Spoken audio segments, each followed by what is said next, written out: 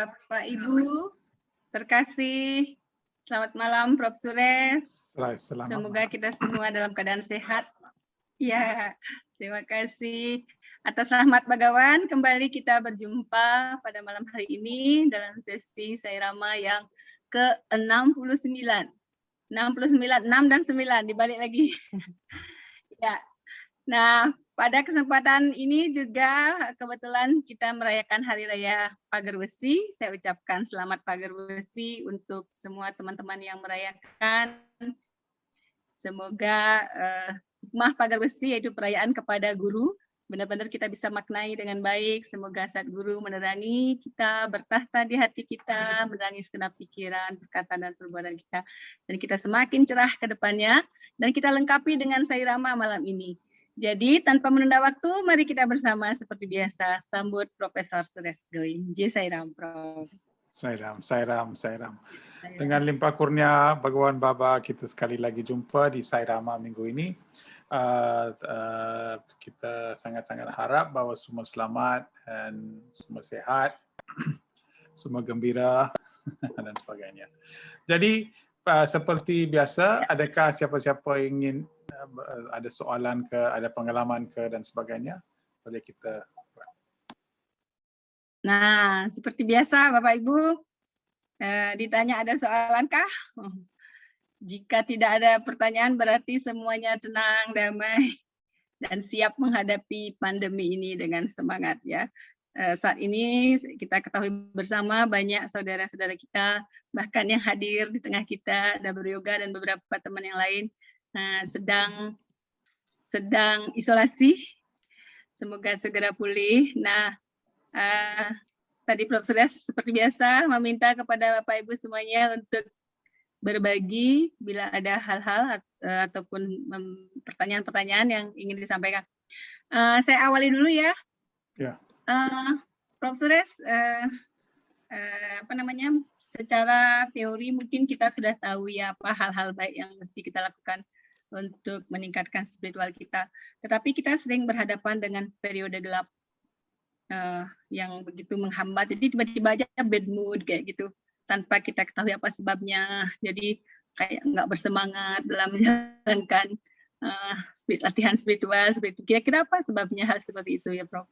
Ya, kalau kita tiba-tiba mendapat bad mood ataupun kita punya mood sudah tukar, yang pertama sekali kita harus buat analisa. Apa pasal benda ini boleh berlaku? Kerana sekejap sebelum ini saya mesra, saya bahagia, tiba-tiba sesuatu perkara itu berlaku dan mood saya sudah tukar. Jadi kita kena buat analisa kepada keadaan yang telah datang kepada kita, iaitu apakah keadaan, apakah situasi, siapakah sebut perkataan itu, mengapakah sebut perkataan itu disebutkan. Dan oleh kerana situasi bertukar ini, kita harus faham dengan penukaran situasi ini, apakah kesan itu kepada saya dan mengapakah kesan itu begitu penting sekali sehingga kan ini boleh mempengaruhi mood saya. Jadi tengok, soalan-soalan yang saya tanya ini ialah tembok ataupun wall yang dapat beri resisten kepada mood fluctuation. Kalau kita tidak dapat buat soalan-soalan seperti ini, maka kita akan dihanyuti oleh sungai itu. Jadi sungai itu sungai itu begitu kuat, kalau kita letak kaki di dalam sungai itu, kita pun akan dihanyut.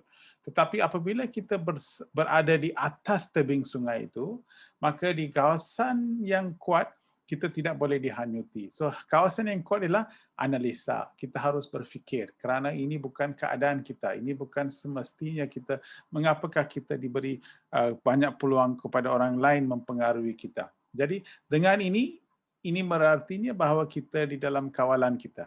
Kita jaga diri kita.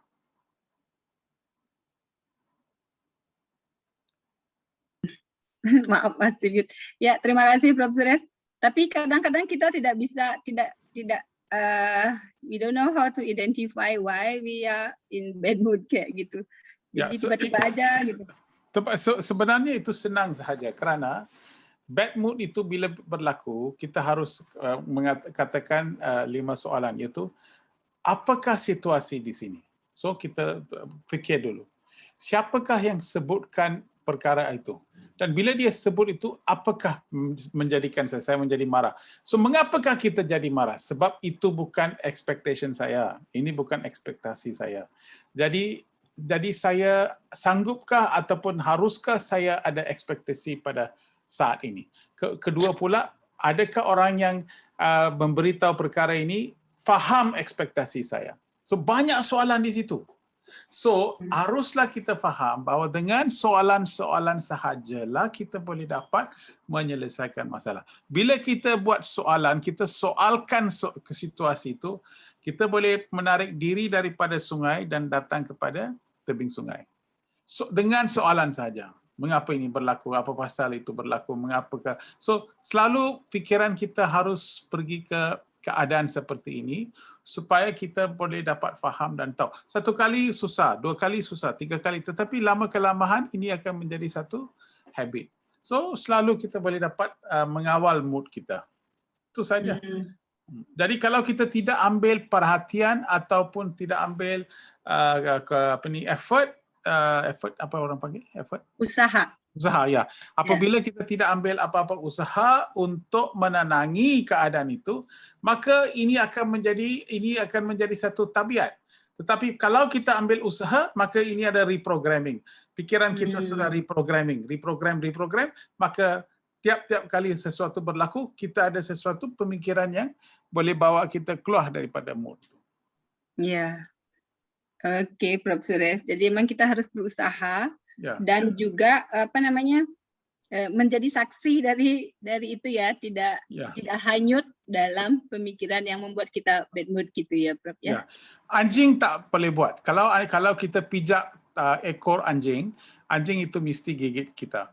Esok kita pijak lagi, anjing memang akan gigit kita. Hari-hari kita pijak, hari-hari kita akan digigit. Kerana proses pemikiran ini tidak di dalam hak binatang.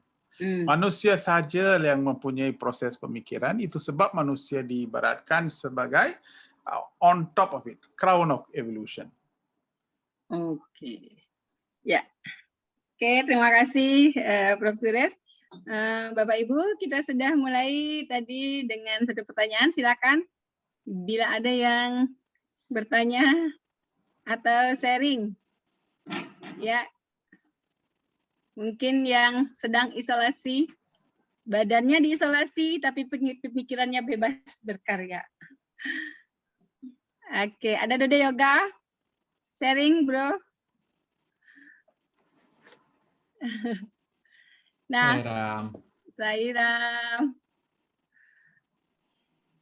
Dode. Lanjut dulu mau Dek, Prof. Suresh.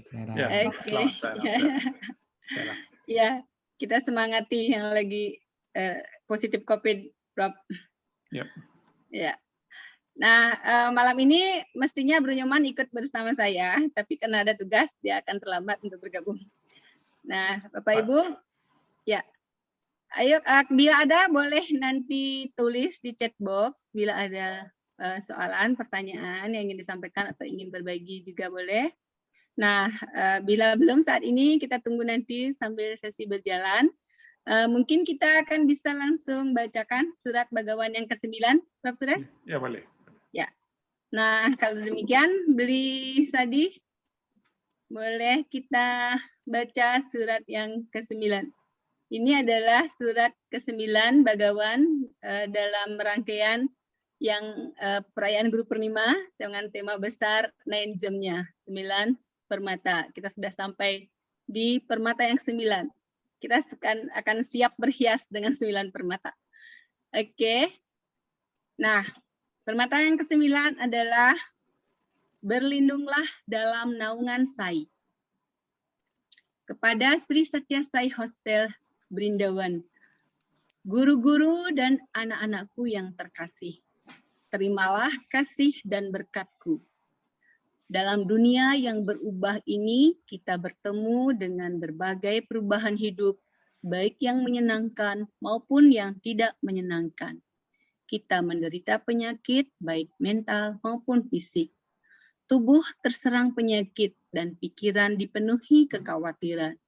Dalam keadaan ketidakbahagiaan, Gejolak dan kesengsaraan kita ini hanya ada satu cara untuk mengatasinya, dan itu adalah berlindung di dalam Sai. Sai sendiri yang mampu menghilangkan berbagai kesulitan dan penyakit tersebut, serta memberikan engkau kesehatan, kedamaian, dan kemakmuran. Dia yang telah mendapatkan nama Sai di bibirnya adalah seorang jiwan mukta, karena mengingat atau merenungkan Sai secara terus-menerus menghilangkan rasa ego dan memberinya realisasi diri sejatinya yang tidak berubah. Nama adalah penghubung antara Bhakta dan Sai. Ini membawa Bhakta bertemu dengan Sai dan memungkinkan dia untuk mencapai pengetahuan tentang keesaannya atau persatuannya dengannya. Dengan kasih Saimu, Sai milikmu. Sri Satya Sai. Saira. Okey. Jadi apakah yang difahamkan daripada surat ini? Ya, Sairam, Bapak Ibu yang mau berkomentar, ini suratnya mengharukan sekali untuk saya di situasi saat ini. Betapa suami menjamin bila kita berlindung kepada begawan, beliau akan merengkuh kita dalam genggamannya, dalam perlindungannya yang maha kuasa. Ya, Bapak Ibu yang mau mengomentari surat ini, silakan, Sairam. Oke, Sairam. Mungkin Bro Pur, Bro Sadi, Bro Giri. Silakan, Brigong.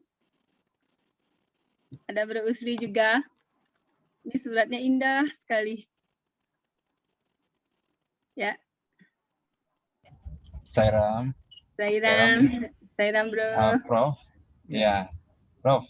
Ini saya mau tanya ya. Kalau kita bagaimana namasmarana itu kita mempraktekkan namasmarana terkoneksi dengan suami dan terus-menerus, bagaimana dengan pekerjaan-pekerjaan yang perlu konsentrasi kita ya. Jadi terkadang kita konsentrasi di kerjaan gitu, kita lupa akan namasmarana. Sering begitu. Jadi kita terkadang ibaratnya seperti terlupakan untuk mengingat suami terus-menerus gitu. Mungkin Prof ada cara yang efektif bagaimana supaya konsentrasi kita bisa terkoneksi. Sairam. Ya, so Sairam, bila ini dikatakan, bila kita jalan di pandu kereta, kita sebut nama dia. Bila kita buat exercise, bila kita buat exercise, kita juga sebutkan nama dia, nama suami. Jadi bila kita ambil kerja bila kita mula sebelum bermula kerja, kita doa dan kita juga sebut nama suami. Tetapi apabila masa kita kerja itu, haruslah kita luangkan banyak masa dan tenaga kepada kerja itu. So, kerja itu apabila kita 100% beri perhatian kepada kerja yang ada di depan itu, itulah artinya saya. Berarti 100% kita mendedikasikan masa dan tenaga untuk buat kerja kita, itulah pengalaman saya. Lepas kita buat kerja itu dengan begitu baik sekali, kita lepas kerja itu, kita mendedikasikan kerja itu kepada suami, itulah yang apa yang dimaksudkan. Dan lepas itu kita sebut balik Sairam ke ataupun namasmarana dan sebagainya. Inilah artinya berlindunglah dalam naungan saya. Naungan saya artinya di apa-apa kerja yang kita buat itu kita fikir pasal Tuhan, kita buatkan untuk Tuhan, kita berdedikasikan kepada Tuhan. Itulah di mana itulah cara dapat naungan daripada guru kita. So, kalau kita masa kita buat kerja itu, kita masih buat nama mantra dan sebagainya, maka mungkin ini tidak akan memberikan kita masa untuk fokus kepada kerja kita. Katakan, bila doktor nak buat operation di operation theater, dia sebut nama, Bur, maka dia akan ganggu pesakit, dia akan ganggu doktor lain. Jadi apa yang penting sekali, nama Smaranah itu apabila kita sebutkan, apabila kita selalu di dalam bernafas, jadi tiap-tiap kali apabila kita sudah sedar bahawa nafas itu pun ialah satu mantra dan sebagainya, maka kita akan dapat fokus dan dapat meningkatkan lagi konsentrasi kita dan kerja kita akan menjadi lengkap dan akan capai cemerlang. Kemudian apabila sudah capai cemerlang, kita mendedikasikan ini kepada suami. Itulah caranya. Ya, saya Ramli Usli. Terima Terima kasih, Prof. kasih. Ya. Jadi Prof, maksudnya ketika kita mengawali pekerjaan kita dengan berserah kepada begawan, meskipun dalam pelaksanaannya kita merasa lupa kepada beliau, suami tetap as the doer gitu ya, Prof? Ya, bila kita buat kerja itu, kita di dalam suami, inilah kerja saya buat untuk suami, biarlah kerja ini begitu baik sekali, biarlah hasil daripada kerja itu pun saya berikan kepada suami, berilah haraplah kerja ini akan manfaatkan semua orang, dan dengan fikiran dan bahawa seperti itu kita melaksanakan kerja ini. Akhirnya bila kita sudah habis kerja itu, kita pun mendedikasikan kerja itu kepada suami. Oke, ya terima kasih sekali lagi Prof. Suris. Nah Bapak Ibu yang lain mungkin ada yang mau berbagi? Sairam, Ya, Sairam Blisadi. bertanya boleh? Ya, silakan. Boleh bertanya dua ya sekaligus. Boleh. Nggak dibayar. Pertanyaan pertama, saya di sini, apakah maksudnya fisik saya secara fisik yang di Puttaparthi, ataukah kualitas saya yang ada di dalam diri? Itu yang pertama. Ya. Pertanyaan kedua itu sebenarnya bagaimanakah proses perlindungan ini? Karena ini sedikit membingungkan gitu ya. Sebagai contoh misalnya, kita ada para bhakta yang pergi ke Puttaparthi, kemudian mereka disentuh atau diobatin oleh suami gitu, disentuh secara fisikal langsung sembuh gitu ya. Artinya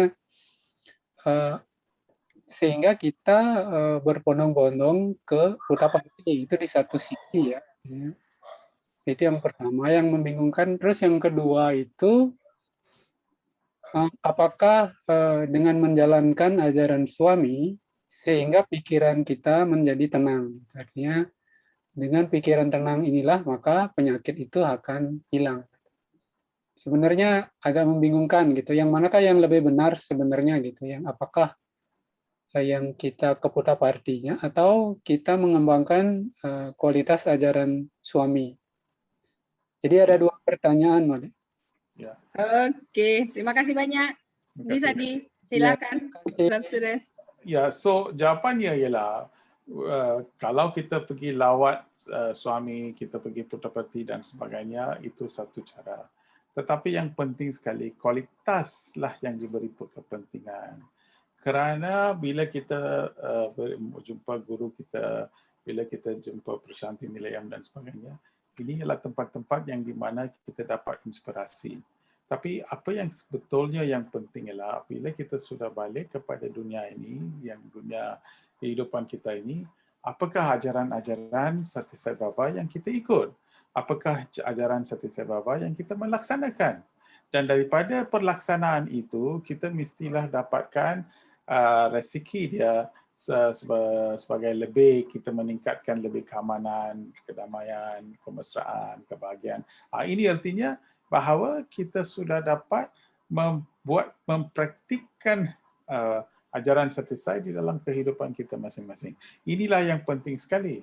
So, kalau kita tidak bawa apa yang kita harus bawa dan hidup di dalam dunia ini, tetapi dunia ini akan tipu kita kerana setelah 40, 50, 60, 70 tahun, kita akan hilang peluang untuk hidup di sini. Maka setelah kematian kita, roh itu akan pergi ke mana kita tidak tahu. Jadi dengan ikut kualitas kehidupan kita, dengan ajaran Sati Sai Baba, kita dapat dilindungi dalam naungan saya. Artinya, apakah yang akan melindungi kita? Bukan badan, sebab badan ini akan diambil dan dibakar oleh keluarga kita, tapi ataupun tanam oleh keluarga kita. Tapi yang penting sekali, roh kita, yang itulah dibawa akan dia selalu di dalam bersama dengan suami, kerana itulah di dalam naungan saya. Nah, inilah yang kita harus beri kepentingan pada masa kini. Oke. Sairam, Prof. Suresh, terima kasih banyak. Kalau tentang yang satunya lagi, Prof, ketika tadi Bro Sadi menanyakan tentang bila ada pemikiran bahwa perlindungan saya yang dimaksud itu adalah perlindungan fisikly suami. Jadi misalkan ada seseorang yang sakit, terus disentuh oleh begawan tiba-tiba sembuh, dan sehingga menginspirasi orang lain untuk datang ke kuda perti itu adalah karena kejadian seperti itu. Lebih fokus ke sana gitu. Jadi karena disentuh oleh suami. Ataukah yang pemikiran yang kedua adalah ketika seseorang itu ikut bersama begawan dan melaksanakan ajarannya, berarti yang poin yang kedua yang Prof maksudkan bahwa dengan kita melaksanakan ajarannya kita menjadi happy dan pemikiran yang bagus, kemudian sakit pun bisa sembuh ketika kita sudah konsen dengan begawan. Kan gitu ya, Prof? Betul. Itu betul. Sebab ada satu di soalan yang ditanya, apakah Narda tanya pada bakta dia, apakah yang besar? Apakah yang besar sekali? Dia cakap yang penting dan besar sekali ialah bumi. Bumilah yang besar sekali. So dia cakap, Narda cakap, apa pasal dia cakap bumi? Sebab 1/5 sahaja bumi, tapi 4/5 ialah laut. Jadi, ya betul juga. Jadi lautlah yang besar sekali. Jadi cakap, itu laut yang besar sekali, you cakap, Agastya dengan satu sudut dia sudah telan semua laut. Jadi, mana yang lebih penting? Dia cakap bukan laut, Agastya lah yang besar sekali. Tapi dia cakap, Agastya kalau besar sekali, kita nampak itu Agastya sudah menjadi satu bintang di dalam langit. Jadi langitlah yang besar. Ya betul-betul langitlah yang besar. Langit yang besar, bukan Agastya, langit yang besar. Dan Narada cakap, kalau you cakap langit itu besar, kalau kita lihat balik, Vamana datang bila dia Mahavishnu, dia datang sebagai Vamana, dengan satu kaki sahaja, dia sudah penuhi satu langit. Oh ya, jadi Tuhanlah yang besar, betul-betul Tuhan yang besar. Tapi dia cakap, kalau Tuhan begitu besar, di manakah Tuhan diperangkap? Dia cakap, betul-betul dia cakap, ya seorang bakta lah yang penting, lagi besar daripada Tuhan, ialah bakta. Kerana bakta itu boleh menanangi suami atau menanangi Tuhan di dalam hati yang suci.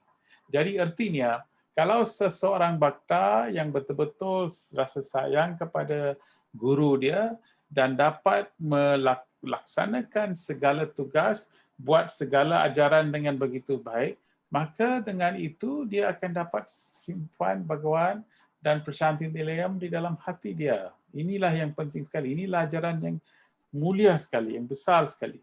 Dan kita tidak payah pergi mana-mana. Kita berduduk, buat meditasi, kita hajaran suci, fikiran suci dan sebagainya, sudah cukup. Untuk ini juga satu lagi cerita, ialah apabila kita lihat Ramayana, masa Sri Rama mau keluar ke dalam hutan, Sita ikut dia. Bila Sita ikut dia, Urmila datang. Urmila ialah Lakshmana punya isteri. Urmila datang dan tak cakap pada Lakshmana. Lakshmana cakap, saya ikut. Urmila cakap, Lakshmana cakap, you pun mari. So Urmila cakap, kalau saya datang 14 tahun di dalam hutan itu, pikiran Lakshmana akan juga jaga isteri dia. Jadi saya mau you 100% beri perhatian kepada Rama dan Sita, jagalah mereka dengan begitu baik sekali supaya mereka tidak dapat apa-apa bertimpa apa-apa kemalangan atau kejadian buruk. Jadi lebih baik saya tinggal di rumah. Siapa cakap? Urmila cakap. So ya. Urmila tinggal balik dalam rumah, dalam palace, dalam maligai dia, dan Rama, Lakshmana dan Sita, Rama, Sita dan Lakshmana tiga-tiga masuk ke dalam hutan. Lepas 14 tahun Rama balik kepada Maligai, satu kampung, satu negara semua begitu happy sekali kerana Sri Rama sudah datang. Waktu malam-malam, ya, Sri Rama pada satu hari masuk ke bilik Urmila. Sri Rama masuk ke bilik Urmila, bilik tidur Urmila. Dan Sri Lakshmana tengok, apa pasal abang saya masuk bilik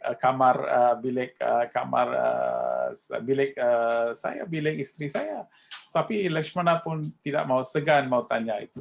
So Lakshmana Rama masuk ke dalam bilik itu, lepas sedikit masa Sri Rama keluar. Ini hari pertama, hari kedua, hari ketiga, hari keempat. Jadi satu hari Lakshmana tak boleh tahan lagi, dia pergi ke depan-depan. Bila hari Sri Rama keluar daripada bilik itu, Lakshmana tanya pada Sri Rama, apa abang buat ni? So Sri Rama bagi tahu bahawa apa yang saya buat ialah apabila Urmila sudah tidur, maka Sri Rama sedang pusing katil dia, sedang berdoa kepada Urmila. Kerana bersyukur kepada Urmila, kerana 14 tahun sudah berkorban suami dia, kerana suami dia haruslah diberi tugas untuk jaga saya. Jadi untuk sebagai tanda hormat, tanda sayang dan sebagainya, di naungan. Perkataan yang digunakan ialah naungan.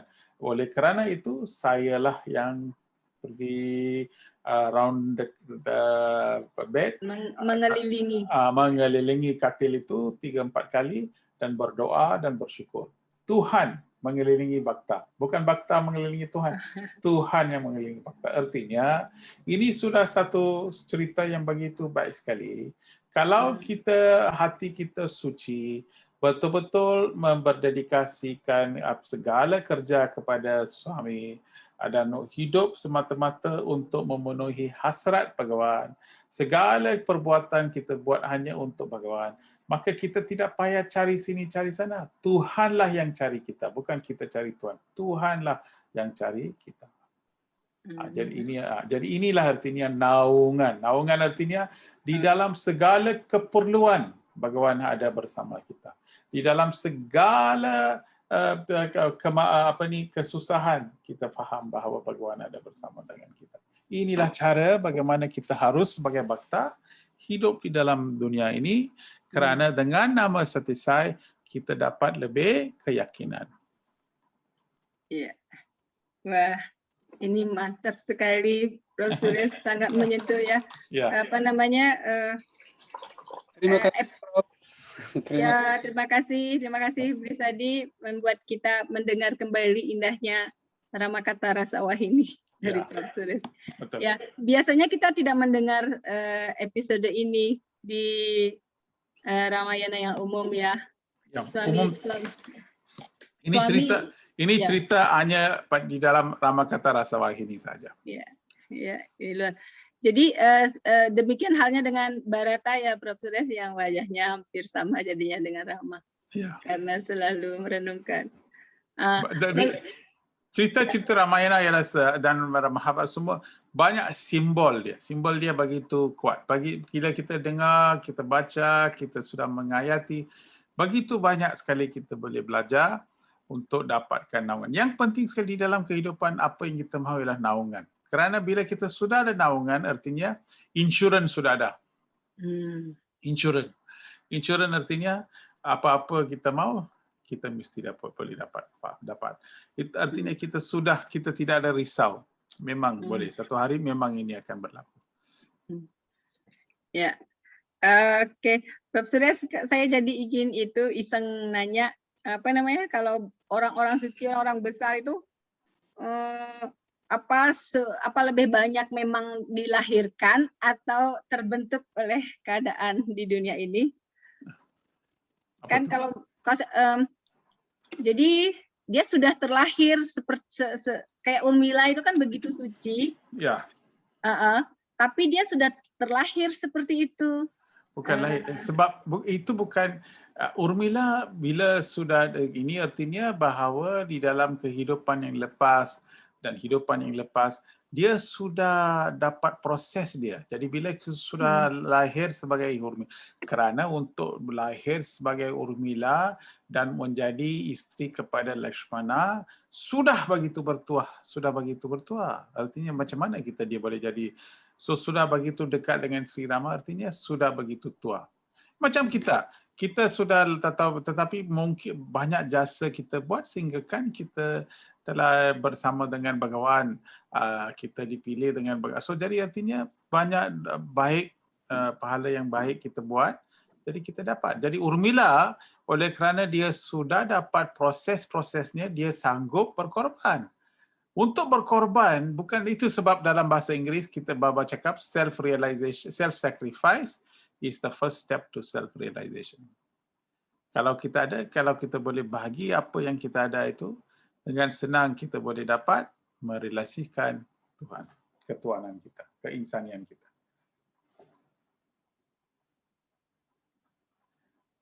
Tapi Urmila, kalau kita punya orang mungkin, bang, saya pun datang jugalah. Katakan saya mau duduk dengan siapa? Tengok sini bukan satu ibu mertua tahu, 3. You mau saya tinggal sama 3 ibu mertua? Gila ke? Saya pun ikut. Saya tak mau. Tak apalah, you duduklah. Tak apa. Itu kalau masa hari ini punya Ramayana mungkin macam. Hari ini punya Ramayana mungkin tukar. Hari ini punya Ramayana, Rama akan pergi terus kepada Supreme Court. Dia cakap besok saya sebenarnya mau jadi raja. Habis mengapa diorang suruh saya pergi hutan? So ini saya rasa salah, dia akan bawa kes ini kepada Supreme Court, court yang tinggi-tinggi, saman kepada bapa, sue kepada bapa dan sebagainya.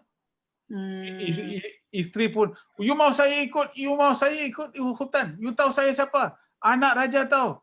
Katil semua saya ada. Mau tambah, tak apalah you pergi dululah, saya tak mau. Dia cakap macam tu. Jadi dia punya dialog masa sekarang itu akan sangat-sangat berlainan. Tapi masa dulu semua orang, kalau you sudah pergi, saya pun mau ikut. So Sri Rama cakap, Sita jangan datang kerana sana hutan, sukar dan sebagainya. So Sita cakap, if you are the moon, I am the moonlight. So kalau you bulan, and I am the cahaya kepada bulan. Jadi bulan kalau pergi depan, saya pun harus ikut. Janganlah. Dan bila fikiran saya pada suami saya, di mana-mana pun tidak ada kesusahan. Itu dialog itu dia bagi macam tu.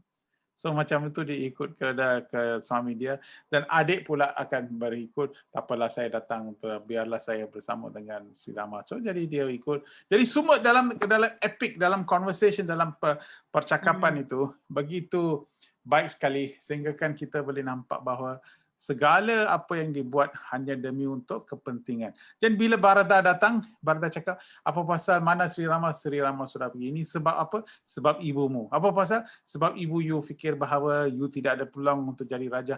Apa boleh lari kejar kepada Sri Rama dan tanya mengapalah, tak apalah, minta maaflah, jangan tidak apa, ini kita sudah cakap sesuatu kali, bapa yang cakap macam tu, tidak apa, jangan takut, semua akan berbaik dan sebagainya. Tapi tanpa you, macam mana tanpa you, kalau Sri Rama tak ada macam mana saya boleh hidup dan sebagainya, tidak apa. Dan ambillah slipper, ambillah kasut saya, ambillah slipper saya. Sandal, ya.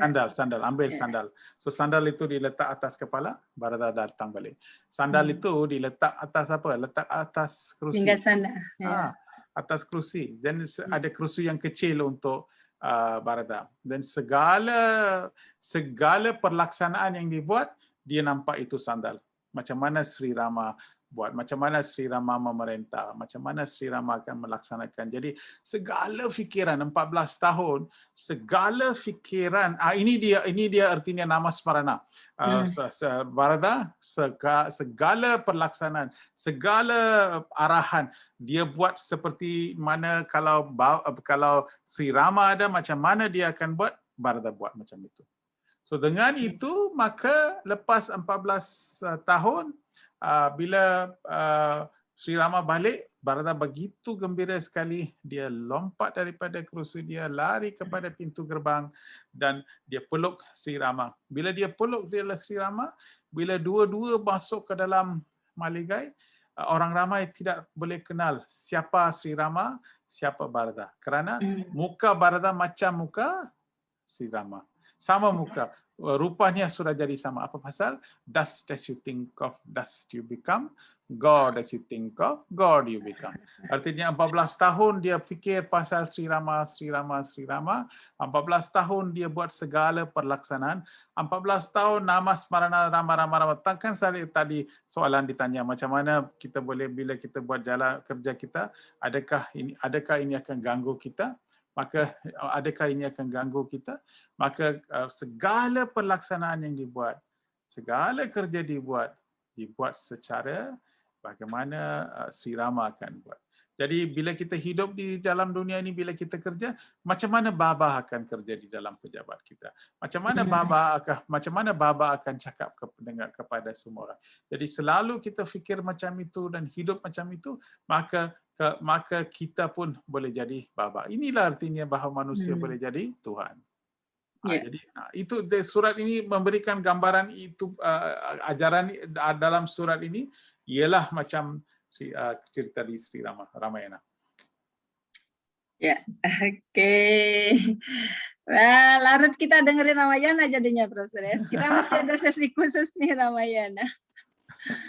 Ya, oke, Bapak Ibu, banyak sekali sudah kita simak apa yang Profesor sampaikan. Blisadi boleh tampilkan lagi itu tadi surat yang ke-9-nya. Nah, Bapak Ibu ada yang mau bertanya atau mau berkomentar, berlindung? Ya, Sairam Lipur, silakan. Boleh bertanya ya, Mode? Boleh. Sairam, Prof. Sairam. Ya, tadi di permata yang ke-9 kan disebutkan bahwa hanya Sai yang mampu menghilangkan berbagai kesulitan dan penyakit. Kemudian ada juga dikatakan bahwa selama kita masih memiliki kesadaran badan, tidak mungkin kita sepenuhnya bisa bebas dari kesulitan dan penyakit. Artinya, sedekat apapun kita secara fisik dengan suami, sepanjang kita masih punya kesadaran badan, kita akan selalu ada kesulitan dan penyakit.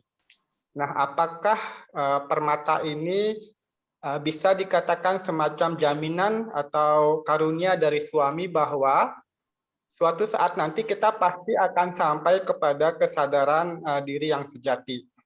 Demikian, Prof. Sairam. Ya, so pada permulaan kita, dalam perjalanan kita, mula-mulanya ialah sadaran fizik. Bahwa kita kenal badan kita selalu fikir pasal hidup di dalam dunia ini, kita fikir macam mana dan sebagainya. Inilah satu pengalaman semula jadi. Tetapi lama kelamaan kita akan lihat kepada benda-benda aspirasi yang lebih tinggi, lebih menyeberangi dan melampaui fikiran fizikal. Dan kita akan juga fikir pasal apa yang ada di dalam mental, ada intelektual dan sebagainya. Tetapi apabila kita sudah sampai spiritual, maka masa ini kita selalu fikir pasal bahawa apa yang suami datang di dalam dunia ini, mengapa dia datang dan apakah kehendak suami dan sebagainya. Jadi kita hilang diri kita, maka kita selalu fikir pasal suami. Jadi di dalam segala sewa yang kita buat, itu pun kita boleh tahu, para bakta sekalian boleh tahu bahawa di dalam sewa-sewa yang kita buat, banyak kesusahan yang kita dapat. Tapi masa kita buat itu, kita tidak fikir kepada kesusahan, yang kita fikir sahaja mau habiskan itu kerja dan memberi perkhidmatan kepada masyarakat. Jadi kita tidak fikir kepada segala kesulitan yang kita mengamali, kerana fikiran kita sudah melampaui fizikal. Kita sudah sampai ke spiritual. Maka inilah cara bagaimana Baba berikan latihan kepada kita supaya kita selalu boleh dapat melampaui keperluan fizikal, mental dan intelektual dan sampai kepada spiritual. So dengan spiritual itu barulah kita boleh dapat menikmati kehidupan secara keseluruhan. Kalau kita fizikal sahaja 1/3, mental saja 2/3, tapi spiritual kita boleh dapat penuh 3/3. Jadi kita berada di kesadaran yang mana gitu ya, Prof. Suresh ya? Ya, ya. Ya. Oke, Blipur silakan komentarnya. Ya, saya Ram, Prof. Saya. Boleh menanyakan lebih lanjut ya, Prof. Artinya ketika kita sudah mencoba mempraktekkan ajaran Sai dan kita masih mendapatkan kesulitan dan penyakit, bukan berarti bahwa apa yang dimaksudkan oleh suami dalam Permata 9 ini tidak benar gitu ya, Prof ya. Karena sebenarnya kita berproses untuk mencapai kesadaran diri sejati, begitu ya, Prof? Ya, bila kita ada badan, memang badan akan sakit, memang kita akan sakit, memang ada flu, memang sebab kalau kita ada badan, memang kita akan sakit juga. Tetapi kita tidak membesarkan kesakitan ini, itu saja. Tak apalah, kita tak apa, kita boleh besok, kita boleh okey. Itu kita punya cara ke. Macam satu hari kan cerita di mana suami dijemput pergi makan malam di rumah seorang di sana di bandar atau di mana. So dia orang hantar kereta. So bila suami masuk ke dalam kereta di belakang, itu orang pemandu itu tutup itu pintu. Tetapi pintu itu sebelum suami boleh ambil kaki, dia sudah kena dia punya kaki. Jadi bila dia pergi ke itu function, dia bawa tidak mengadu kepada siapa-siapa. Dia pergi, dia layan, semua orang cakap dan sebagainya. Akhirnya bila suami turun balik ke dalam Pershanti Nilayam, pemandu itu ialah bapa pada pengantin. So dia ialah sendiri bapa suami. So dia dah keluar, dia buka itu pintu. Dan bila suami keluar, tiba-tiba suami sangat sakit, so jadi dia jalan yang tidak betul. Jadi bapa itu tanya, itu siapa-apa sudah jadi, dia baru dia terangkan bahawa driver itu buat macam tu, tapi jangan marah pada driver. Itu saja. Jadi dia tidak besarkan besar itu. Kalau kita kaki sudah sakit, ada ubat kah, ada ais kah, ada ini kah, ada itu kah, itu function pun semua orang harus lihat kepada kaki kita dan kita beri banyak perhatian kepada kesakitan kita dan sebagainya. Jadi seorang spiritual tidak akan beri begitu kepentingan kepada fizikal, mental, intelek. Dia akan beri hanya pada keadaan dan situasi. Ini satu cerita yang baik untuk memberikan kesedaran inilah. Oke, Saira. Terima kasih, Prof. Terima kasih. Iya, tapi sakit yang suami berikan itu justru kadang-kadang membuat kita malah dengan sakit kita dibuat dekat dengan begawan ya, Prof ya. Iya. Perlu kita dapat sakit sekali-sekali. Ya, supaya kita boleh dapat ingat. Kalau kita di dalam kesusahan saja selalu kita fikir pasal Tuhan, betul? Iya.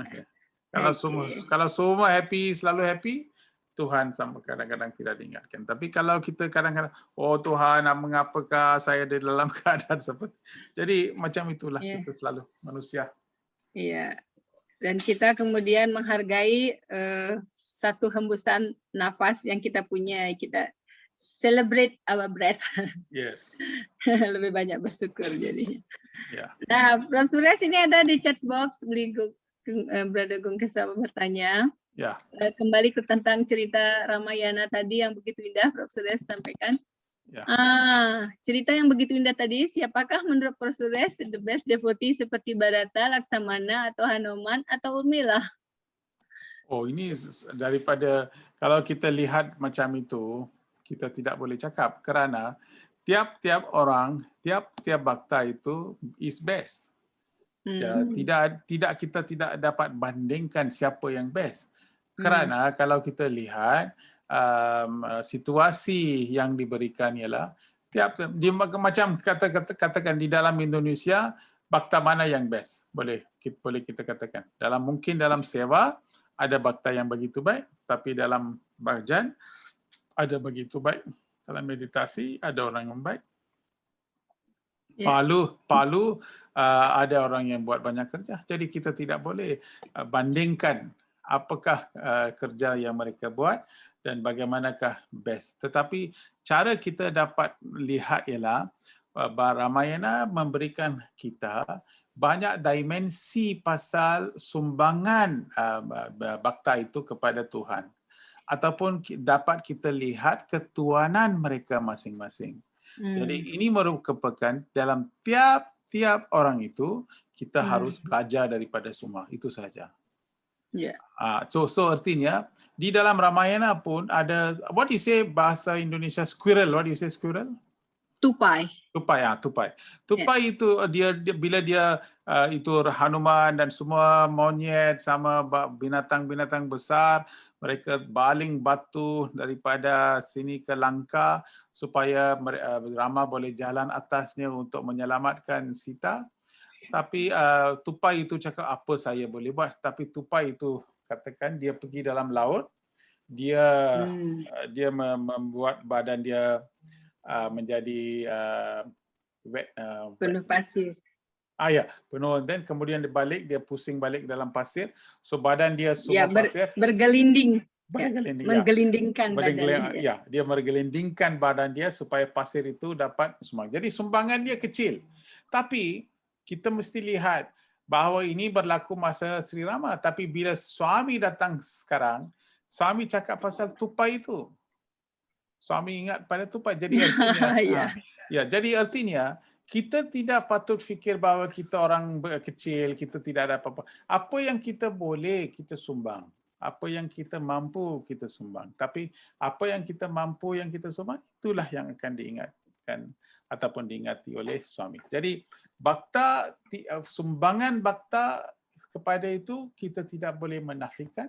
Tiap-tiap orang mempunyai keistimewaan kesumbangan mereka dan ini memberikan kita peluang untuk belajar dari tiap-tiap bakta supaya menjadi seorang yang bakta yang baik saja. Macam Hanuman, siapa boleh Hanuman punya bakta begitu baik. Semua orang maunya duduk saja. Hanuman saja yang datang. Apa yang mau? So saya tahu Sita. Okey, tak apa, jangan takut. Saya menyeberang. Bila saya menyeberang laut sampai ke Sita, tugas dia hanya beri cincin sahaja kepada Hanuman atau Sita dan bagi tahu bahawa suami sudah tanya, dia akan datang, jangan takut. Itu saja. Dia akan lompat.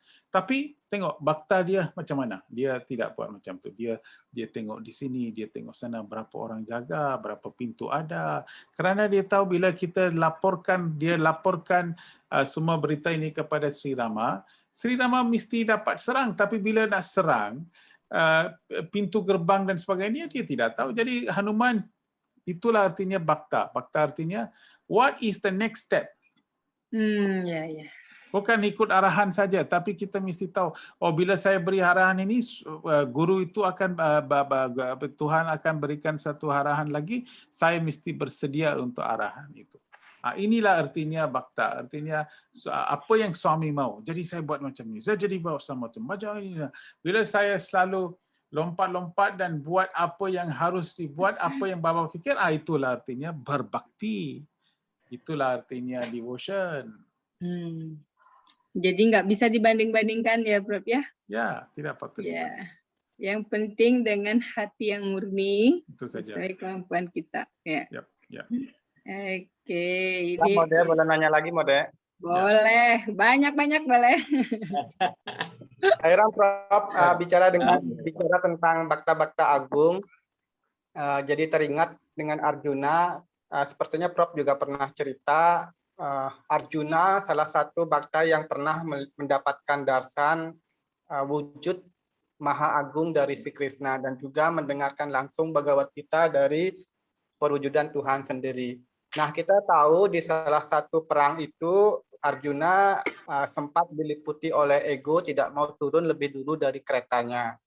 Krishna yang diminta turun lebih dulu.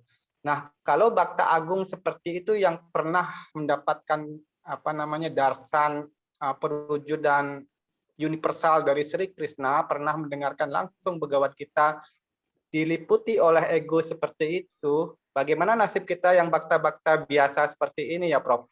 Artinya wajarkah kita diliputi oleh ego, Prof? Ya, artinya itu adalah satu soalan yang begitu baik sekali kerana bakta yang begitu agung sekali yang dapat bahagawat kita daripada mulut Krishna, dia pun mempunyai ego. Jadi berapa jauh kita daripada Krishna dan berapakah kita selalu surrounded ataupun diseliputi oleh ego. Jadi apa yang kita harus faham, bila kita dekat dengan Tuhan, bila kita mau sampai ke kemuncak, akhir sekali yang kita mau faham ialah elemen yang last sekali yang jatuh daripada kita ialah ego. Ego lah yang selalu akan menjatuhkan kita.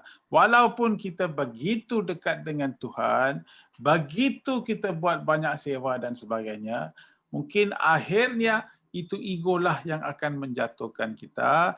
Jadi kita haruslah mengawasi dan jaga ego-ego itu tidak dapat dia harus mengawal ego itu. Kerana ego itu akan dapat memenuhi kita ataupun tidak akan melepaskan kita.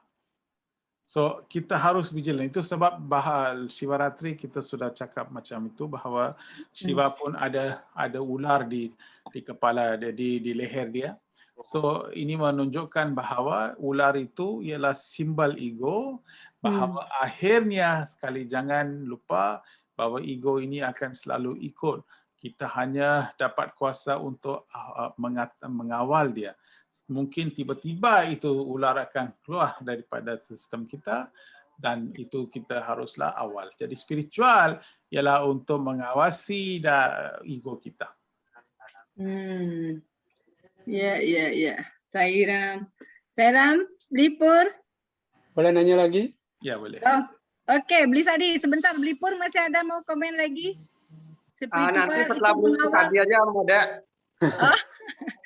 Oke. Ya, sesama saudara tidak boleh saling mendahului. Ya, mohon maaf para bakta yang lain nih, boleh nanya duluan ya. Boleh. Ya, luar biasa topik kali ini itu kan Bhagawan menyebutkan nama Semaranam ini di Permata 9 ya. Berarti itu suatu hal yang luar biasa. Saya mau jawaban dari Prof. Suresh ini terkait penilaian terhadap saya sendiri sih. Tadi sebetulnya saya sama dengan Bro Usli ya, dalam mengerjakan sesuatu terkadang lupa mengingat Bhagawan ya. Artinya kenyataannya seperti itu. Nah, artinya dengan penjelasan Prof. Suresh tadi itu tentang Bharata ya, tentang definisi nama Semaranam terkait Bharata ya. Jadi dia selalu ingat Sri Rama gitu, sehingga dia menghasilkan kualitas yang baik juga gitu ya. Sedangkan dalam definisi ini gitu dikatakan yang mengucapkan nama saya di bibirnya gitu ya. Artinya, nah yang saya juga begitu tuh kadang kalau mengucapkan baba, tapi kalau mengerjakan sesuatu tuh jadi lupa gitu ya. Nah, apakah sebenarnya yang dimaksud nama Semaranam ini adalah tidak hanya sekedar di bibir gitu, tetapi juga diinternalisasi dalam pikiran dan tindakan gitu. Artinya, apakah kalau saya melakukan sesuatu terus lupa gitu dengan saya, artinya saya belum 100% melaksanakan sadhana nama Semaranam ini gitu. Sebenarnya seperti itu sih pertanyaannya. Artinya sebenarnya definisi nama Semaranam ini kan kalau kita melihat tadi penjelasan Prof. Suresh tentang Bharata itu artinya definisi nama Semaranam ini bukan hanya menyebutkan nama Tuhan di bibir gitu, tapi harus lebih jauh lagi. Ya, betul. Sebab bila di dalam bilik doa, bila kita doa, kita Sairam Swami Sairam Ambulbuah Sumatat Savitur Verinya Bargo, kita sebutkan, kita ibaratkan dan sebagainya. Bila kita keluar, dan bila kita jalan dan mantra itu memberikan kita satu perasaan yang begitu tinggi sekali sehingga kan bila kita di jalan kita boleh dapat mengayati semua. Kita boleh mengayati bahawa semua cipta adalah ciptaan Tuhan. Semua ini adalah ciptaan Tuhan. Jadi kita dapat oneness, kita experience perpaduan, kita experience togetherness. Di mana-mana kita pergi, kita boleh dapat lihat satu sahaja, mata dengan mata. Ini semua ialah nama smarana. Nama smarana tidak artinya bahawa bibir sahaja harus cakap. Nama smarana artinya mana-mana, macam Barada buat, macam apa-apa yang dia buat, dia fikir balik, dia ingat balik apa yang Sri Rama buat dan sebagainya. Jadi apabila kita ada di dalam satu mesyuarat, okey, mesyuarat ni saya harus buat keputusan. Jadi kalau saya Bhagawan Baba, apakah keputusan yang saya akan buat? Jadi macam itulah fikiran dia. Macam penyu, you know penyu turtle, right? Penyu. Penyu akan berenang di laut yang besar, tetapi dia selalu akan tahu balik kepada pantai di mana telur dia dapat untuk menetas telur itu. Jadi macam mana itu ibu penyu itu tahu mana pantai dekat mana? Dia tak ada Waze, tak ada kompas, tak ada apa-apa. Dia berenang di laut yang besar. Tidak ada apa, dalam laut itu gelap pun. Tapi dia tahu cara bagaimana dia berenang dan balik kepada pantai yang sama untuk menetas telur itu. Jadi artinya sama seperti itu, kita mesti menjadi penyu, hidup di mana-mana, boleh jalan di mana-mana, tapi akhirnya kita mesti balik kepada suami, macam itu. Hidup di mana-mana. Jadi bila kita nama smarana, okey, kita jalan, jom bang, jom kita pergi jumpa dia di mana? Kita minumlah, kita apa? And then now your friend offer you drink, alkohol, apa tu, apalah biar alkohol dan sebagainya. Minum. Okey, masa itu, jadi oleh kerana kita sebutkan nama smarana, Sairam dan sebagainya, maka masa itu saya tidak harus minum kerana minuman ini tidak bagus dan saya seorang bakta suami sudah bagi tahu bahawa saya haruslah melepaskan daripada semua ikatan di dalam ini. Jadi bahkan kita dapat kekuatan diri kita untuk cakap bahawa kita tidak mau. Bila kita cakap bahawa kita tidak mau, itu nama smarana. Ya. Terima kasih Prof. Suresh. Jadi nama smarana tidak hanya yang terucap dan terdengar ya. Berarti saya belum 100% ini. Nama akhirnya tiap satu sel kita mesti sebut Sairama. Sel dalam badan kita, semua badan kita, semua aspek. Bukan saja bibir, the sound of the vibration dalam semua badan kita. Macam Hanuman. Hanuman cakap manas, dia kemudian dia koyakkan dia punya badan, dia nampak Sri Rama di dalam hati dia. Artinya Hanuman oleh kerana sikap dia sudah bersama-sama dengan Sri Rama. Sehingga kan tidak ada apa-apa perbezaan antara Hanuman dengan Sri Rama kerana dia koyakkan badan dia boleh nampak Sri Rama di dalam. Wow. Sairam. Indah sekali. Pertanyaannya juga keren banget nih Sadi, Tripur. Terima kasih banyak. Nah, oke, Bapak Ibu yang lain silakan, monggo, mohon dengan hormat berbagi atau bertanya tentang topik ini ataupun yang lainnya. Prof. Suresh dengan senang hati menjawab. Silakan Bapak Ibu semuanya. Bro Giri, ya silakan. Bro Usli lagi, silakan Bro Saira. Saya duluan ya. Boleh. Jadi suami sering mengatakan bahwasanya be happy. Jadi suami katakan itu Tuhan itu adalah sumber kebahagiaan. Jadi kita harus mempraktekkannya sehingga kita di hati kita ini ada kebahagiaan sehingga kita dekat dengan God, dengan Tuhan. Pertanyaan saya sama Prof ya, bagaimana cara kita terkadang kalau hal-hal yang menyenangkan datang ke kita itu bisa kita happy lah, kita bisa senang. Tapi kalau hal-hal yang negatif, yang dimarah dengan orang lain ke kita atau hal-hal yang nggak menyenangkan, bagaimana kita bisa happy itu, Prof? Untuk mengatasi, ada tips-tips yang mungkin kita lebih bisa menerima yang baik, yang menyenangkan atau yang buruk atau yang tidak menyenangkan, bisa kita accept semua. acceptable. Semua bisa kita menerima dengan hati yang bahagia dan tidak terlalu larut dengan terlalu lama kita sedih, atau ya kita bisa cepat kita kembali kepada happiness tadi. Mungkin Prof bisa kasih arahan. Ya, bagus. So artinya bila kita selalu gembira ataupun selalu mesra dan riang, hati kita happy saja. So kadang-kadang tiba-tiba kita terima berita yang bukan baik ataupun ada orang marah dan sebagainya, tiba-tiba kita jadi marah. Okey, dulu sebelum kita jadi bakta, bila kita sudah dimarah ataupun stres ataupun berapa hari kita akan fikirkan benda ini. Berapa lama tu kita tak boleh lupa. Ya, 1 hari, 2 hari, 3 hari yang ada orang simpan dalam hati 1 minggu, 2 minggu, 3 minggu. Tiba-tiba kita cakap pasal orang itu, kita marah, kita telefon pasal orang, cakap pada orang lain tentang orang itu dan sebagainya. So, spiritual ialah bila sekarang kita dapat berita ini, okey, sekarang mungkin kita dengar, kita react. Tetapi dalam 1 hari kita boleh habis, kita akan keluar. Lama kelamaan kita tengok 5 jam kita boleh keluar.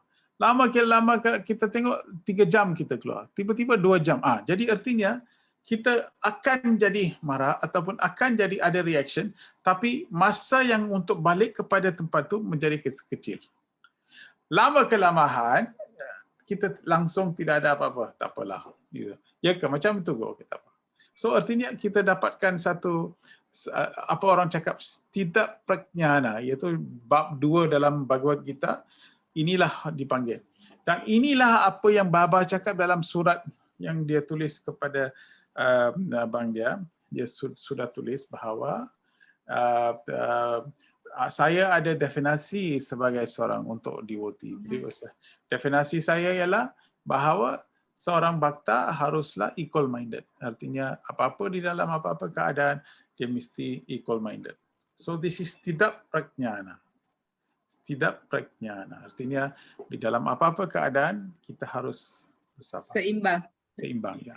So inilah idealis yang kita harus menuju. Jadi bila kita harus fikir bahawa memang kalau sekarang kita sukar untuk buat, tapi 1 tahun sebelum ini, 2 tahun sebelum satsang ini, ataupun 5 tahun sebelum ini, marah, kita memang marah. Tapi sekarang memang ada satu perubahan. Marah juga atau kejadian itu, tapi masa untuk balik kepada suasana yang calm itu cepat. Jadi ini merupakan satu improvement, ini adalah satu kebaikan yang kita harus dapat faham dan tahu.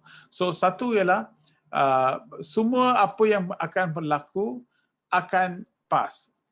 Mantra yang selalu saya panggil, saya selalu cakap mantra, ini mantra ini Gayatri mantra yang begitu baik sekali. Bila ada apa-apa masalah, you boleh sebutkan ini. Ada apa-apa yang berita yang tak bagus ataupun ada orang marah, bagi tahu.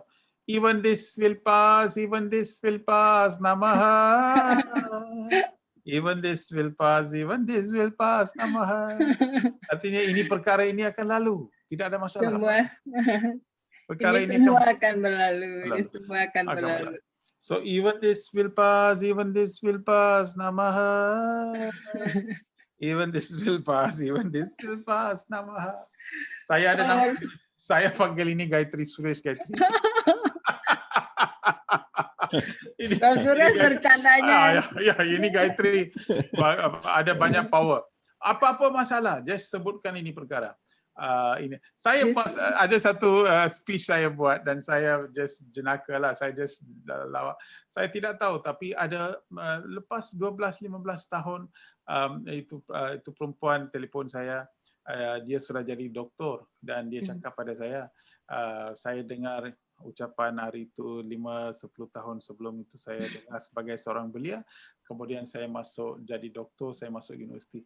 Di dalam universiti saya ada banyak masalah sehingga kan tidak ada. Tapi tiap kali masalah saya ada, saya fikirkan itu ini mantra. Even this will pass, even this will pass. Saya pun hairan dia fikir, dia ingatkan ini balik. Jadi dia cakap bahawa inilah yang memberikan dia kekuatan untuk melalui masalah dia. Jadi apa yang penting sekali kita harus faham ialah apa-apa keadaan yang kita mengalami akan lalu. Jadi kita mestilah mempunyai ketabahan dan kesabaran supaya kita faham dan tahu bahawa ini semua akan lalu. Ya.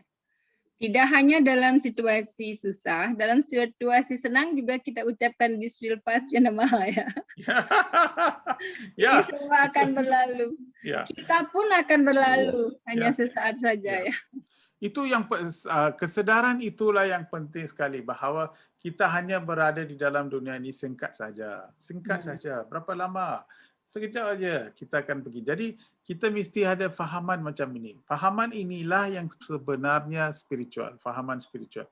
Jadi dengan fahaman ini kita tidak akan ada terikatan, banyak terikatan, tak apalah, ini semua permainan saja. Just kita main saja. Yang ini ada satu role, kita main itu role. Sekarang tengok dalam Indonesia, Bali ada masalah kan, ada masalah yang okey, itu okey, ini akan datang. Apa boleh buat? Jadi kita hanya boleh jawab soalan, kita bagi jawapan dengan baik, kita pergi dengan sabar dan kita cakap bahawa even this will pass, jangan takut. Okey. Terima kasih Prof. Ini udah ada dapat 2 kunci. Itu even this will pass, ini mantra dari Prof. Suresh. Satu lagi adalah bagaimana kita seberapa cepat kita berubah dari sedih ke bahagia itu ya. So ini kalau kita nak uji, kalau betul-betul nak uji berapakah ketingkatan kita dalam kesedaran. Ya, ini satu cara bagaimana nak uji. Dulu bos datang ke bilik kita, marah kepada kita, dan bila bos pergi, berapa lama kita ambil untuk balik ke normal? 1 hari, 2 hari, 3 hari, 4 hari. Banyak hari kita akan ambil. Tapi sekarang bila bos mari, tiba-tiba saya, hari itu bos marah pada saya. Saya rasa tak ada apa-apa. Saya just senyum sahaja. Saya tidak. Wah, artinya bagus. Inilah bagus. Dulu isteri suami bergaduh, sedikit dia cakap, kita akan muram dan sebagainya. Tapi sekarang kita senyum, tidak apa cakap. Wah, banyak perubahan ya, banyak perubahan. Apa yang sudah tukar? Kita bukan tukar isteri, tapi tukar perubahan kita. Tukar bukan tukar isteri untuk dapat isteri baru, tapi kita hanya tukar perangai kita supaya kita boleh dapat menanangi masa. Sebab apa tahu? Even this will pass, even this will pass. Business fail. Saya bisnes sekarang, bisnes sudah fail. Apa boleh buat, sekarang gaji tak dapat. Just be calm. Don't worry about it. Even this will pass, even this will pass. Namaha. Itu saja. Just don't worry. Don't just banyak masalah ialah sebab kita risau. Cakap pasal orang lain, panggil ini, panggil itu. Dan selalu orang yang kita panggil pun tak boleh bagi apa-apa solusi pun. Dia bukan bagi apa-apa solusi. Jika dia dengar kita punya masalah, lagi dia cakap banyak lagi masalah. Buat apa kita? Jadi bila kita selalu tenang, tanya pada suami apa yang betul, apa yang bila kita sudah tenang, kita boleh dapat ilham daripada suami dan suami akan berikan kita keterangan yang begitu tepat dan cepat dan kita akan dapat jawapan yang baik. Ataupun pada masa itu kita doa, tiba-tiba ada telefon. Kita panggil itu, kita cakap dengan orang itu, wah nasib baiklah you telefon saya sudah dapat itu solusi daripada dia. Tapi siapa yang berikan hilam kepada dia untuk telefon itu suami, itu kerja suami. Ya. So suami merespon. Suami yang Terima kasih Prof. Suresh, terima kasih Bro Usli. Bapak Ibu yang lain, siapa aja boleh, berapa kali bertanya pun boleh ya. Silakan Bapak Ibu, teman-teman semuanya.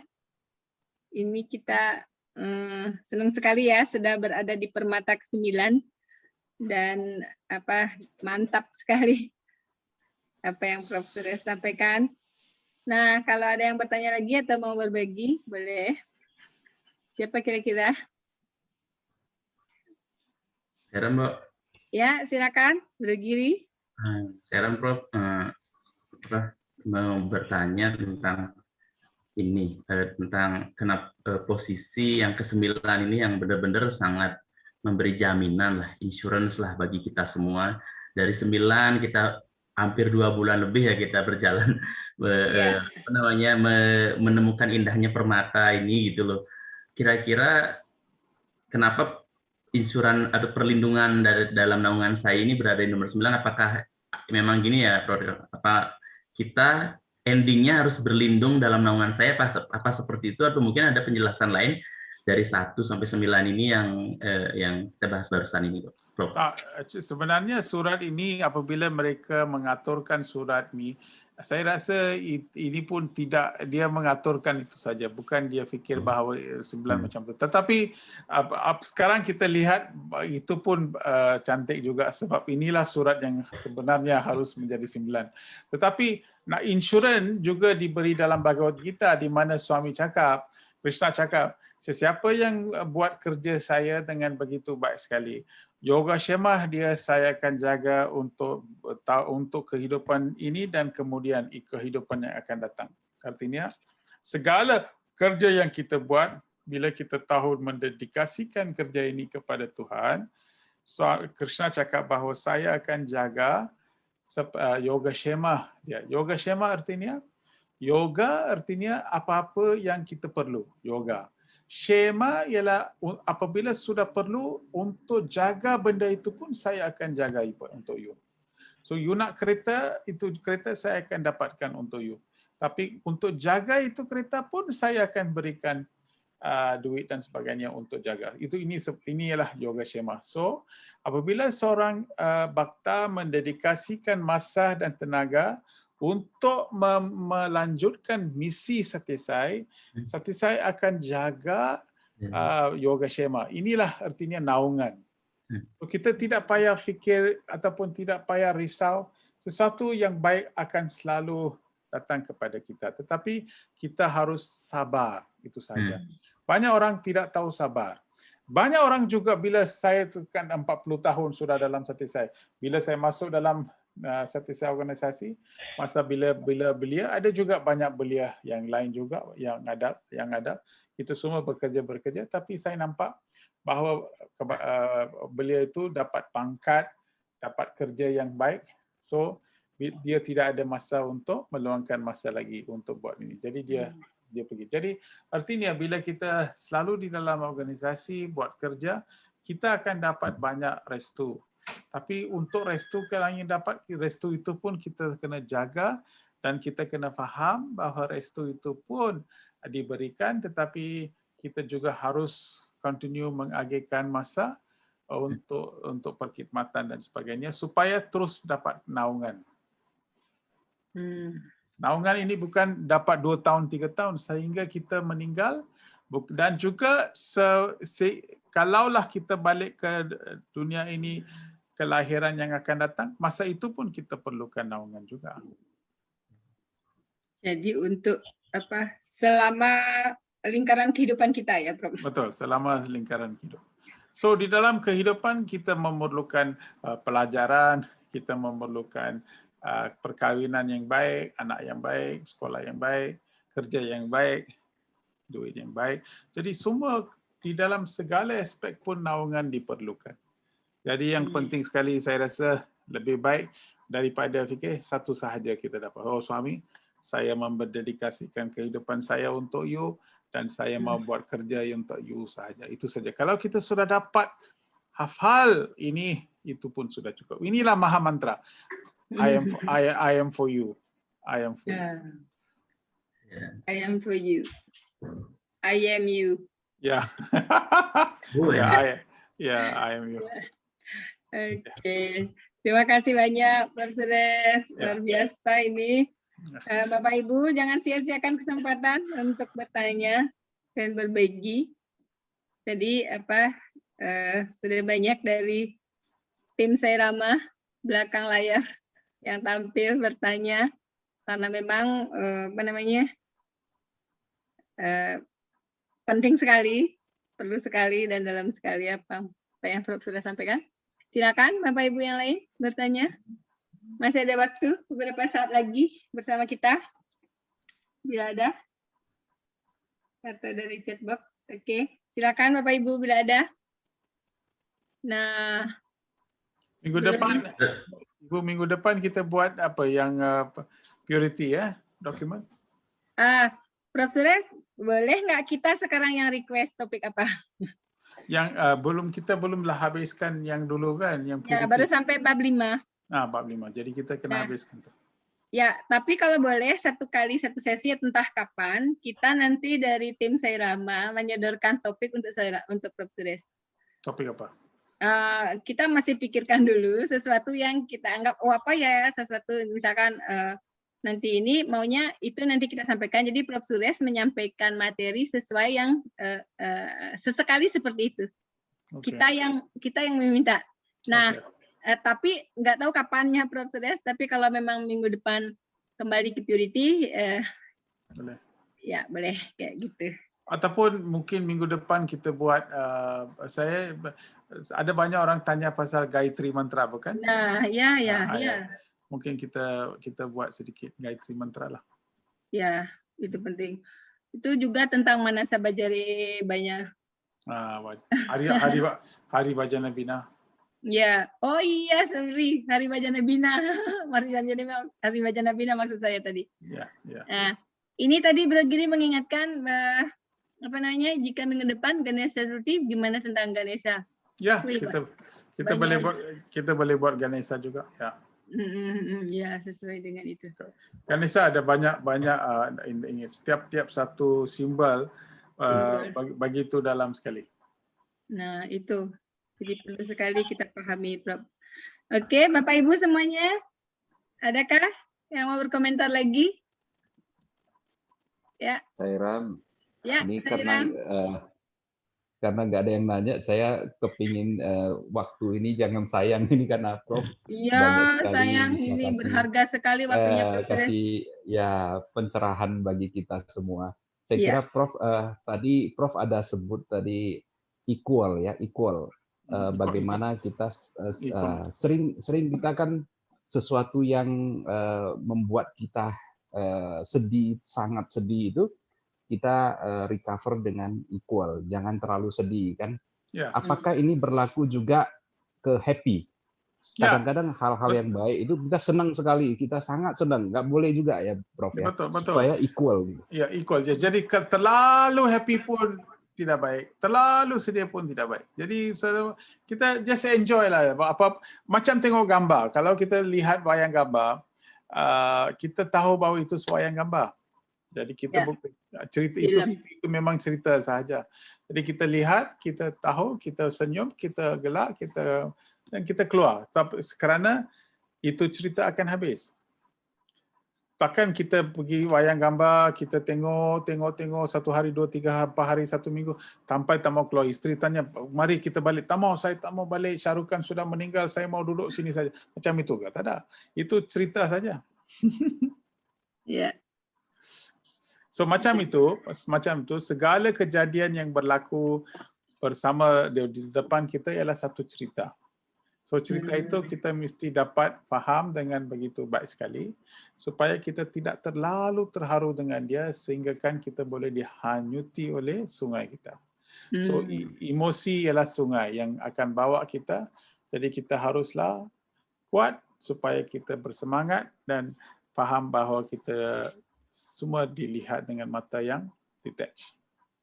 Tidak tanpa terikatan. Apakah equal ini juga menuju kepada keseimbangan batin, menuju kepada kedamaian itu, Prof? Ya. Bila kita sudah ada kedamaian yang begitu tinggi sekali di dalam, kita tidak terharu dalam apa-apa yang terjadi di luar. Kalau kita selalu kalau kita rasa madu di dalam hati kita, apa pasal kita mau cari gula itu di luar? Tidak payah. So, artinya apa-apa yang berlaku, ya betul, ya memang tak apalah. Gitu lah. Macam itu saja. Jadi kita enjoy, tapi kita tidak terlalu terharu dengan apa yang berlaku. Kadang kita nonton film aja kita itu ya, sampai menangis, menghayati. Ya, ada orang menangis dalam 1 hari, 2 hari, 3 hari, 1 minggu.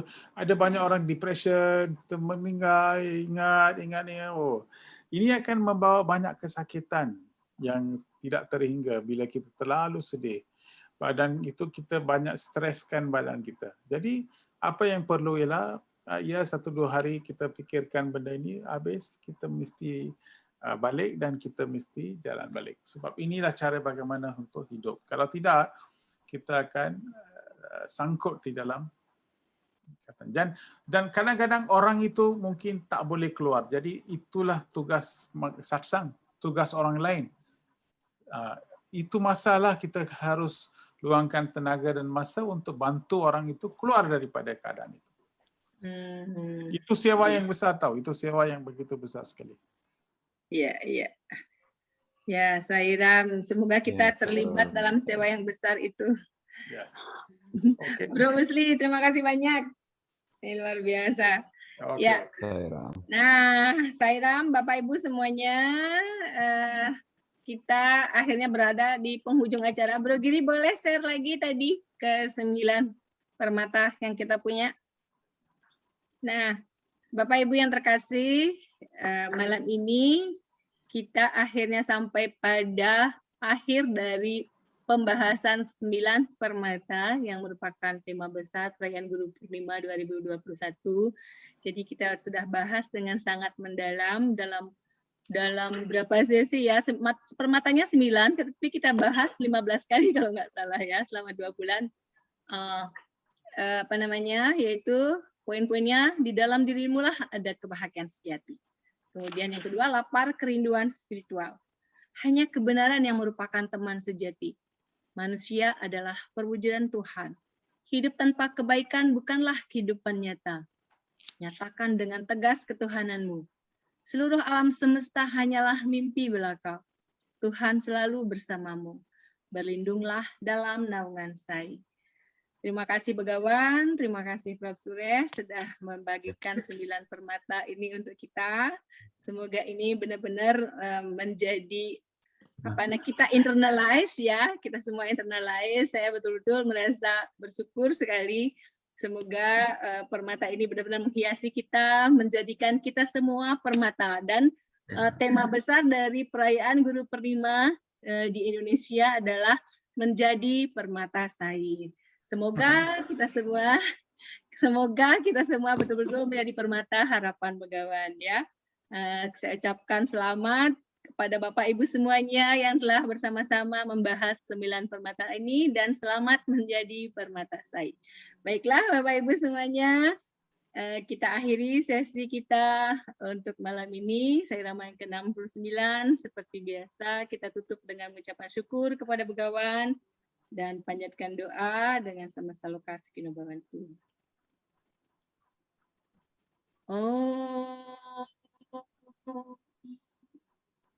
Samasta loka sukino bhavantu. Samasta loka sukino bhavantu. Samasta loka sukino bhavantu. Om Shanti, Shanti, Shanti. Sairam. Thank you so much for today. Sairam.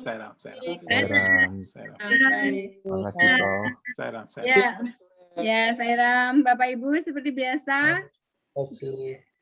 Ya, Sairam. Terima kasih seperti biasa. Kita akan lakukan doa bersama. Ada beberapa teman kita yang sedang berjuang untuk segera sembuh dari COVID. Ada juga teman kita yang sedang kehilangan ayahnya, Moklo, bersama teman-teman yang lain juga. Semoga segala cobaan yang dihadapi dapat dilewati dengan baik. Semoga rekan-rekan kita semua dan seluruh umat manusia yang sedang menghadapi COVID ini diberikan tambahan kesembuhan oleh Begawan. Dan teman-teman kita yang keluarganya meninggal diberikan kekuatan dan ketabahan. Semoga beliau yang sudah berpulang bersatu dengan Begawan dan segera berada dalam kedamaian satu dengan Bagawan dan semua keluarga ikhlas tanpa bab. Mari Bapak Ibu semuanya kita berdoa sejenak untuk semua keluarga besar saya dan juga seluruh umat manusia. Semoga dipenuhi dengan kasih sayang, kedamaian, dan kebahagiaan. Kita awali dengan Om Karam 3 kali. Kemudian hening sejenak dan santi mantra.